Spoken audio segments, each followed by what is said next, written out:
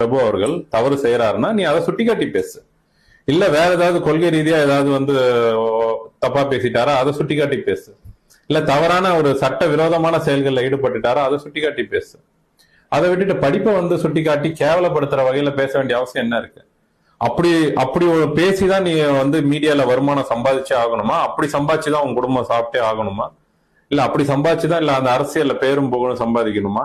இல்ல இவ்வளவு கீழ்த்தரமாக பேசிதான் வந்து உனக்கான வியூவர்ஸ் ஏத்திக்கணுமா? தேவையில்லை அப்படிப்பட்டது.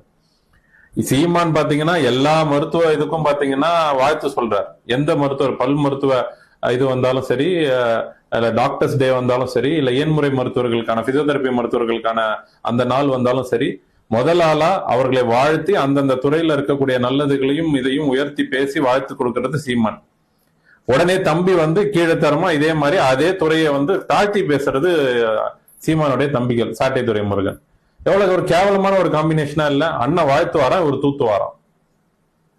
ஒரு அப்பட்டமா நீ குறை பேச வந்து அரசியல்ல விமர்சனம் இருக்கும் தான், நான் இல்லைன்னு சொல்லல. நீ விமர்சனம் பண்ணு, அதுல ஒரு நேர்மை இருக்கணும், அதுல ஒரு நாகரிகம் இருக்கணும், அதுல ஒரு தரைக்குறைவு இல்லாம இருக்கணும்.